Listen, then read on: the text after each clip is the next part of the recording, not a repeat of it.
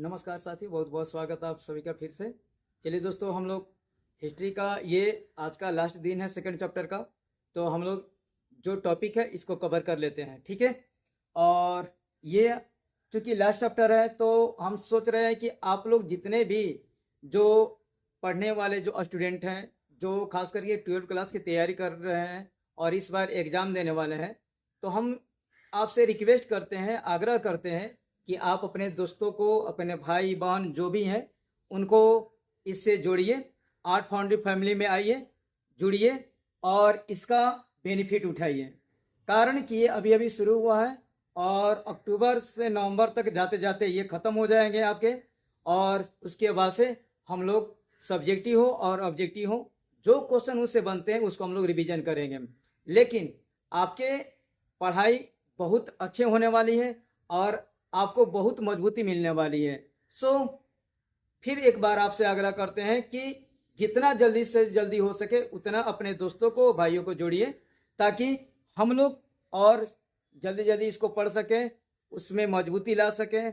और मेरा एक ही पर्पज़ है कि किसी तरह से आपको जानकारी देने के साथ साथ आपको मजबूत बनाया जा सके, आपका एग्ज़ाम बेटर जा सके। सो अब हम लोग टॉपिक पे आते हैं। क्योंकि हम लोग इतिहास का सेकेंड चैप्टर पढ़ रहे हैं और जो हम लोग टॉपिक पढ़ने जा रहे हैं वह है मूल बातें। किससे संबंधित है? तो अभिलेखों से संबंधित है, ठीक है। तो चलिए हम लोग चर्चा करते हैं मूल बातें जो अभिलेख से संबंधित हैं। तो सबसे पहले ये टॉपिक दिया हुआ है अभिलेखों से प्राप्त ऐतिहासिक साक्ष्य। यानी जो अभिलेख हमको मिले हुए हैं, हजारों की संख्या में अभिलेख मिले हुए हैं, और ये जो अभिलेख मिले हुए हैं इनसे हमें किस किस प्रकार के सबूत मिले हुए हैं, किस किस प्रकार की जानकारियां मिली हुई हैं। अगर ये जानकारियां मिली हुई हैं तो क्या हम सभी अभिलेखों को पढ़ने में सक्षम हो पाए हैं? अगर सक्षम नहीं हो पाए हैं तो क्या हमारी जानकारी सीमित है, यानी हमारी जानकारी उस मामले में कम है? क्या हम अभी भी इस अभिलेख को पढ़ने में सक्षम नहीं हो पाए हैं? तो इस चीज़ को हम लोग तलाश करेंगे, ठीक है। चलिए अब हम लोग इस टॉपिक पे आते हैं और सबसे पहले इसकी जांच पड़ताल करते हैं, ठीक है। आपसे फिर एक बार रिक्वेस्ट है, अपने दोस्तों को जोड़िए। आर्ट फाउंड्री फैमिली से आप सभी का बहुत बहुत स्वागत है और इसमें जुड़िए और इसका फायदा उठाइए, ठीक है। अभिलेखों से प्राप्त ऐतिहासिक साक्ष्य क्या है, तो इसको थोड़ा सा कवर करते हैं। सबसे पहले हम देखते हैं कि अशोक ने सबसे ज्यादा और शुरुआत में सबसे ज्यादा अभिलेख का निर्माण कराया। कलिंग विजय के बाद से जब उसका मन पिघल गया, उसके मन में परिवर्तन आया और उसके बाद से वह बौद्ध बन जाता है और बुद्ध धर्म का प्रचार करने लगता है, धर्म का प्रचार करने लगता है। जिसके बाद से बहुत सारे अभिलेख बनवाए, पूरे ये भारत में ही नहीं बल्कि विदेशों में भी था, ठीक है। इंडोनेशिया हो, अफगानिस्तान हो, इसके अलावा जापान हो, ये सारे देशों में, श्रीलंका में ये सभी था, ठीक है। तो अभिलेख इन सभी देशों में बनाया गया था और बौद्ध धर्म के जानकारी के लिए बहुत सारे अधिकारी और उसके बहुत सारे जो व्यक्ति थे, जो मंत्री थे, वो भी इसके प्रचार प्रसार में लगे हुए थे। तो ये अभिलेख से जो हमको जानकारी प्राप्त होती है, खास करके अशोक के बारे में, तो कुछ अभिलेख ऐसे थे जिसमें देवानाम प्रिय या प्रियदर्शी, क्या देवानाम प्रिय या प्रियदर्शी शब्द का प्रयोग हुआ है, यानी उपाधि का प्रयोग किया गया था। कुछ अभिलेख थे जिसमें किसका प्रयोग हुआ है? देवानाम प्रिय या प्रियदर्शी शब्द का उपयोग हुआ है, ये उपाधि दी गई है। उसके बाद से कुछ और भी अभिलेख थे जिसमें अशोक के नाम का जिक्र हुआ है, ठीक है। हमने क्या कहा? पहले देवानाम प्रिय, उसके बाद से प्रियदर्शी कुछ अभिलेख में मिला। उसके बाद से कुछ अभिलेख ऐसे थे जो अशोक के नाम से मिले हुए हैं और इसके बाद से देखिए अशोक का भी नाम का प्रयोग किया गया है। जब हमने अभिलेखों का परीक्षण किया, उसको जांचा, उसकी गहराई में गए, तो हमें उसकी भाषा से, उसकी लिखावट की शैली से और यहाँ तक कि जिस विषय में लिखा गया था, जब अभिलेख लिखा जाता है ना तो कोई शासक लिखवाता है, किसी चीज के बारे में जानकारी देता है और उसकी लिखावट, उसकी शैली, किस विषय में लिखा जा रहा है, किस विषय में वह लिखवाना चाहता है, ये सारी चीजों को जांच पड़ताल करने के बाद, ठीक है, हमने देखा कि इन सब में क्या है, समानता है हर प्रकार से। यह नहीं कि एक दो अभिलेखों को हमने जांचा और उसके बाद से बोल दिया, ऐसा नहीं है। अनेकों अभिलेखों को हमने जांचा, हर प्रकार से जांचा, चाहे परीक्षण के मामले में हो, चाहे उसकी भाषा के बारे में हो, चाहे उसकी लिखावट शैली के बारे में हो, या उस किस विषय में लिखा गया इसके बारे में हो, या पूरा लिपि कि किस तरह के लिपि का उसमें प्रयोग किया गया है। खास करके अशोक जिस अभिलेख को बनवाया था उसमें ब्राह्मी, खरोष्ठी, अरमाइक लिपि, यूनानी लिपि, ये सभी लिपियों का प्रयोग किया गया था। तो जब हमने उसको स्टडी किया, गहनता से जांच किया, तो हमने ये पाया कि उसमें क्या है, सब में समानता है। और समानता इस बात को है कि यह हो सकता है कि किसी एक व्यक्ति के द्वारा बनाया गया हो, और वह एक व्यक्ति और कोई नहीं था बल्कि वह इंपेरर अशोका था, यानी अशोक था। ठीक है, अब देखिए, हम ऐसे ही कोई किसी चीज को नहीं बोल देते हैं कि अमुक व्यक्ति इस समय था। सबसे पहले हमें उसकी गहन जांच पड़ताल करनी पड़ती है, गहराई में जानी पड़ती है, उसको खंगाला जाता है, हर एंगल से उसको जांचा जाता है, देन उसके बाद ही कोई निष्कर्ष निकाला जाता है। ठीक है, इतिहास क्या है, बीती हुई चीजों को स्टडी करना, बीती हुई बातों को जानना, वही बीती हुई बात को हम लोग जान रहे हैं। ठीक, अब इसके अलावा निष्कर्ष हम ये पढ़ते हैं कि यह एक ही शासक के द्वारा बनाया गया था। अभिलेख जो हम प्राप्त हुए हैं उसमें जो जानकारी मिली वह एक ही अभिलेख में एक ही तरह के व्यक्ति का नाम लिखा पाया गया।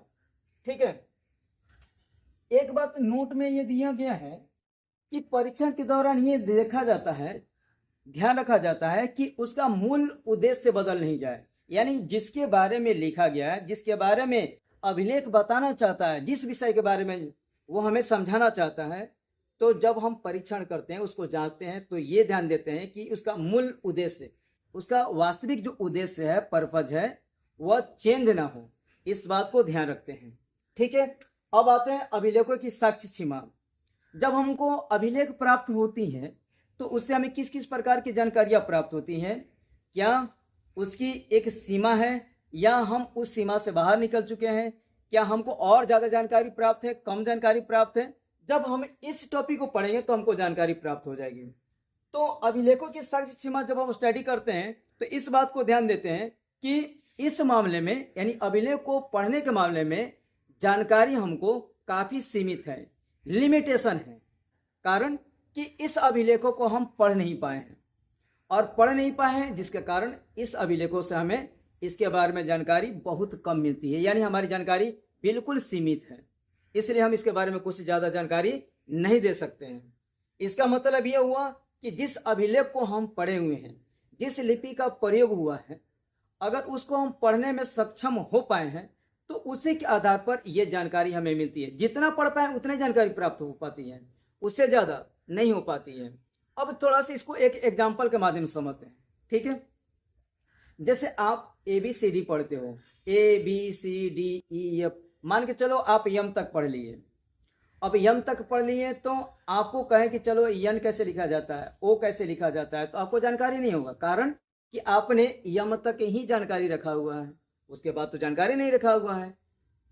तो आप जानकारी कैसे लोगे? इसके लिए फिर आपको पढ़ने होंगे। अगर आपको पढ़ने नहीं आएगा तो वो जानकारी नहीं मिलेगा।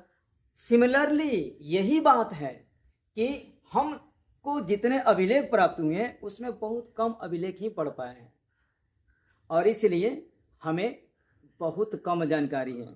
इसके अलावा और भी कारण हो सकते हैं। कारण कि जब उसको खुदवाया गया था, खुदवा करके, यानी जो अभिलेख होते तो उसको खुरचवा का गहराई से उसको जब लिखवाया गया था तो बहुत सारे ऐसे लेटर थे जो कम ही खुरचवाया गया था, तो हल्के होने कारण वो मिट गए या नष्ट हो गए। ठीक है, जरा देखिए, तो कह रहा है कि ये अक्षर लुप्त हो गए। लुप्त कैसे हो गए? हल्का लिखाया होगा, लेटर का प्रयोग किया होगा, इसलिए मिट गए होंगे या खत्म हो गए होंगे। दूसरा, जब ये लुप्त हो जाएंगे अक्षर बीच में ही, जरा सोचिए तो अगर हम मिसिंग वर्ड दे देते हैं लिखने के लिए, कोई एक 4-5 लेटर वाला, जैसे हम कह देते हैं कि चलिए ठीक है, यहाँ पर कोई चीज लिखा हुआ था, मान के चलो अभी, ये मान के चलिए मिट गया है, यहाँ पर ख दे दिया, अब आपको बीच में कुछ है ही नहीं, तो इसका हम क्या अर्थ निकालेंगे? कुछ अर्थ नहीं निकलेगा। इसी तरह से ये हल्का लिखे कारण ये मिट गया, बीच में मिट गया, हम पढ़ने में असमर्थ हो पाए, इसलिए हमको जानकारी कम मिली। ये भी एक कारण था, ठीक है, इसलिए हमको जानकारी सीमित है। इसके अलावे जितने हमको अभिलेख मिले हुए हैं उसमें पढ़ने में असमर्थनता कारण, यानी पढ़ने में हम सक्षम नहीं हो पाए, जिसके कारण हमें जानकारी बहुत कम प्राप्त हुई है। और जब हमने अभिलेखों को स्टडी किया तो उसमें जितनी भी जानकारी मिली है उसमें हमने जब जांचा तो ये पाया कि उसमें राजनीति के बारे में हो या आर्थिक कार्य के बारे में हो, किसी भी चीज के बारे में जिक्र नहीं है, उसमें वर्णन नहीं अभिलेखों में, चाहे राजनीतिक कार्यों के बारे में हो चाहे आर्थिक कार्यों के बारे में हो, कोई जानकारी नहीं है। किसमें नहीं है? अभिलेखों में, जो अभी तक हम पढ़ने में सक्षम हो पाए हैं। जो नहीं पढ़ पाए हैं उसके बाद छोड़ दीजिए आप।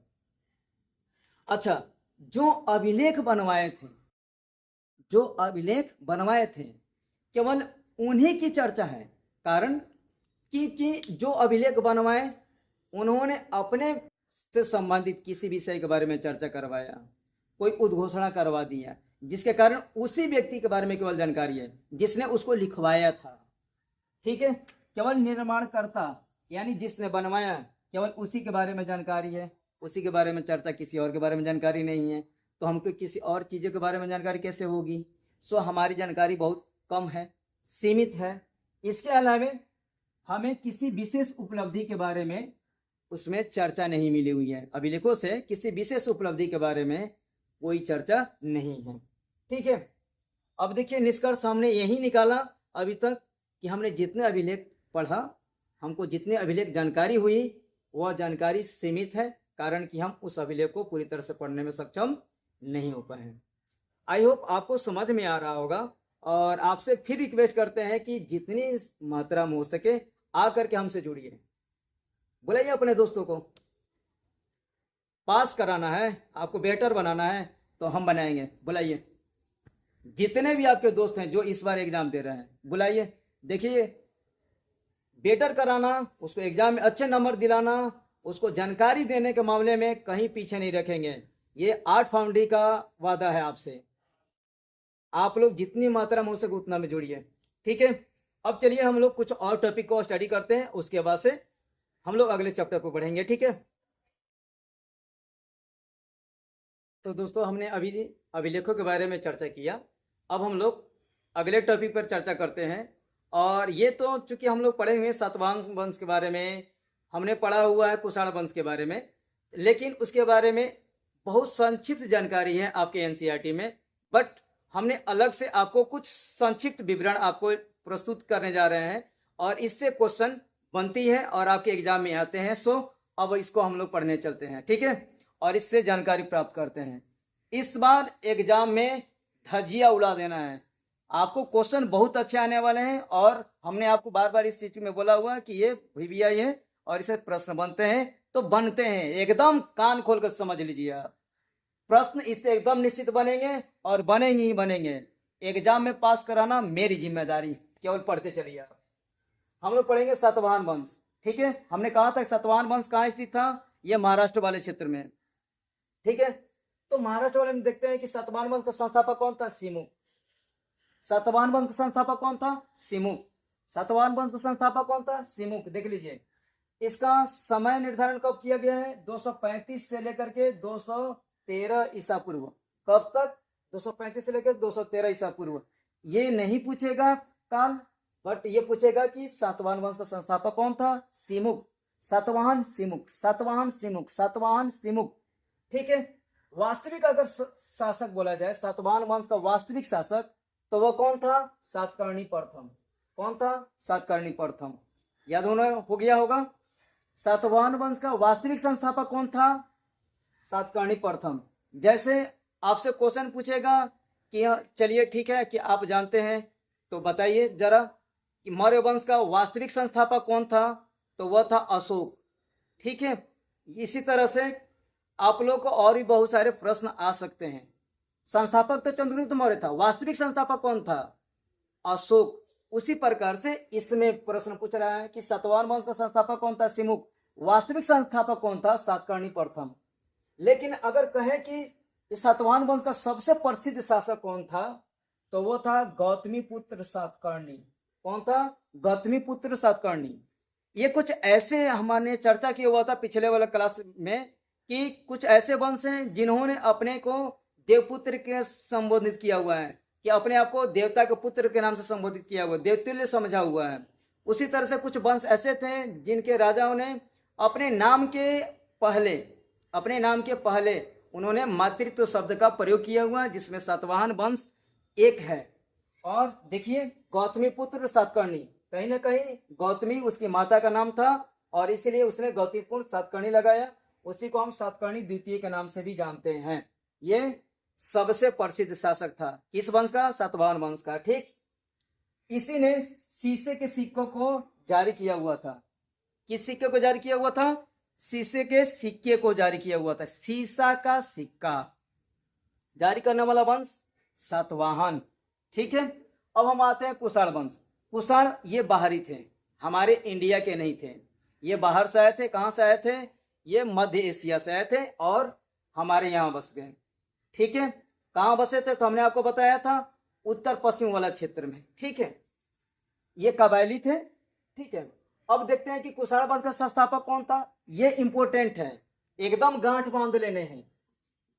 इससे एकदम सवाल आते ही आते हैं, एकदम आते हैं। VVI मान के चलना है, एकदम पूरा रट डालना है। इसको रटना नहीं है, हम समझाते चलेंगे, आप पढ़ते जाना, नोट डाउन करते जाना है। ठीक है। कुषाण वंश का संस्थापक कौन था? कुजुल कडफिसेस।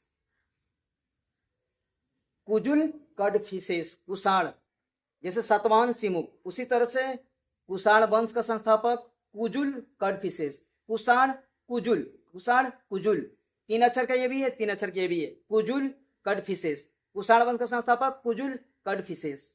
ठीक है। देखिए, कुषाण कुजुल, कुषाण कुजुल कडफिसेस, कुजुल कडफिसेस, ये संस्थापक था कुषाण वंश का। भीम कडफिसेस इसका उत्तराधिकारी था, जिसने सोने और तांबे के सिक्के को जारी किया हुआ था।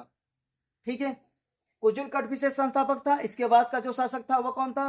भीम कडफिसेस, जिसने सोने और तांबे के सिक्के जारी किए हुए थे। इसके बाद से जो हम लोग पढ़ेंगे, इसके बाद से इसका जो उत्तराधिकारी होता वो होता Kanishka. This is the VVI, एकदम VVI है ये, इस बात को याद रखना है। ये तो VVI है ही, लेकिन मोस्ट VVI ये समझ लेना है, वेरी। तो कनिष्क के बारे में, कनिष्क का जो शासन काल होता है वो 78 ईस्वी से लेकर के 101 ईस्वी तक रहता है। और इसकी राजधानी कहाँ थी? तो इसकी 2 राजधानियां थी, एक थी पुरुषपुर और दूसरा थी मथुरा। पुरुषपुर को ही हम पेशावर बोलते हैं, पाकिस्तान में स्थित है। कनिष्क की कितनी राजधानियां थी? 2 राजधानियां थी, पहला पुरुषपुर पेशावर और दूसरा मथुरा। ठीक है, याद कर लेना है। अच्छा, इसी ने शक संवत जारी किया हुआ था, शक संवत चलाया था। कौन सा संवत चलाया था? शक संवत, जो आपके पंचांग में स्थित है। कब चलाया था? 78 ईस्वी में। शक संवत को किसने चलाया था? कनिष्क ने चलाया था। कब चलाया था? 78 ईस्वी में। शक संवत 78 ईस्वी, शक संवत 78 ईस्वी, शक संवत 78 ईस्वी, ये आपको एकदम याद होना चाहिए। जब कनिष्क था उसी समय चौथी बौद्ध संगति का आयोजन किया गया था। जब कनिष्क था उस समय चौथी बौद्ध संगति का आयोजन किया गया था। अशोक के समय तीसरा था। ठीक है। अजातशत्रु के समय पहला था। ठीक है। कालाशोक के समय में दूसरा था। तो हमारी जब बौद्ध संगति का आयोजन होगा तो उसमें हम लोग इसकी चर्चा करेंगे, अभी हमारी वो टॉपिक नहीं है। ठीक है। लेकिन चौथी बौद्ध संगति का आयोजन कनिष्क के शासनकाल में हुआ था। ठीक है। देखिए, कनिष्क के शासनकाल में कुछ ऐसे भी लोग थे जो काफी प्रसिद्ध थे उसके राज दरबारी के रूप में। तो सबसे पहले बुद्ध चरितम, यह एक पुस्तक है। क्या पुस्तक है? बुद्ध चरितम, जिसकी रचना किसने किया हुआ था? अश्व घोष। बुद्ध चरितम की रचना अश्व घोष, बुद्ध चरितम की रचना अश्व घोष, बुद्ध चरितम की रचना अश्व घोष ने किया था। अच्छा, इसका एक राजवैद्य था। ये राजवैद्य का नाम क्या था? चरक, जिसने चरक संहिता पुस्तक लिखा हुआ था। ये चरक संहिता कोई मामूली किताब नहीं था उस समय, जिस समय लिखा गया था, और आज भी ये अपने आप में अनोखी है, अद्भुत किताब है। कारण कि उस समय ये पहला ऐसा व्यक्ति था जिसने इसके बारे में बहुत विस्तृत, यानी चिकित्सा के क्षेत्र में बहुत विस्तृत जानकारी दी थी, बहुत अधिक जानकारी दी थी। किसमें? चरक संहिता में। तो चरक संहिता चरक के द्वारा लिखा गया है। और चरक किसके राजवैद्य थे? कनिष्क के। किसके दरबार में रहते थे? कनिष्क के। ठीक है। इसके अलावा एक और व्यक्ति था जिसका नाम था नागार्जुन। क्या नाम था? नागार्जुन। इसे भारत का आइंस्टीन कहा जाता है। इसे भारत का क्या कहा जाता है? आइंस्टीन कहा जाता है। तो क्वेश्चन आपसे ये पूछेगा कि भारत का आइंस्टीन किसे कहा जाता है? नागार्जुन। सीधी सी बात है। और नागार्जुन किसका दरबारी था? कनिष्क। ठीक। और इसका संबंध गणित से था, यानी ये गणितज्ञ था। अब आपको समझ में आ रहा है? अब इससे सवाल कुछ बन सकते हैं। सवाल क्या बन सकते हैं कि शक संवत को किसने चलाया था, कब चलाया गया था, ये भी बन सकता है। अब यह बताना है कि चरक किसके राजदरबारी थे, बुद्ध चरितम की रचना किसने किया हुआ था, या भारत का आइंस्टीन किसे कहा जाता है। ये सवाल है जो बहुत ही इंपॉर्टेंट है। हमने कहा था ना कि आपसे हम सवाल करेंगे, आपको बताएंगे कौन कौन से बीबीआई हैं। एग्जाम में एकदम बेजोड़ लिखना है, आपकी कलम रुकनी नहीं चाहिए, एकदम दनदनाते हुए चलनी चाहिए, जैसे बंदूक की गोली चलती है। आप सोच रहे हैं कलम चल रहा है, सोच रहे हैं कलम चल रहा है, ऐसा लिखना है, बेजोड़ लिखना है। ठीक है। तो उम्मीद है आपको समझ में आ रहा होगा। पिछले वाले वीडियो में हमने जो पढ़ाया हुआ था, तो उसमें हमने आपसे क्वेश्चन पूछा हुआ था क्या, कि अमित्रघात किसका उपनाम है? तो बिंदुसार का। ठीक है। आज आपसे प्रश्न है, और प्रश्न यह है कि कुषाण वंश का संस्थापक कौन था? कुषाण वंश का संस्थापक कौन था? हमें आपका उत्तर का इंतजार रहेगा। तब तक आप पढ़िए, मन लगा के पढ़िए, परिवार के साथ खुश रहिए, परिवार में टाइम दीजिए, because you are precious for the family, so you are supporting your family. So हम यही कहेंगे कि मस्त रहना है, टेंशन नहीं लेना है, स्ट्रेस के साथ नहीं पढ़ना है, एंजॉय लेकर के पढ़ना है, लेकिन पढ़ते रहना है, ध्यान देकर पढ़ना है। थोड़ा सा पढ़िए लेकिन ध्यान देकर पढ़िए। इसलिए हमने बहुत कम समय के लिए वीडियो बनाया हुआ, ताकि आप कम समय में जहाँ भी रहे उसको पढ़ लें, और आपकी पढ़ाई पूरी होते रहे, और आप भी खुश रहे, और आपकी पढ़ाई भी चलते रहे। तब तक आप सभी को बहुत बहुत धन्यवाद।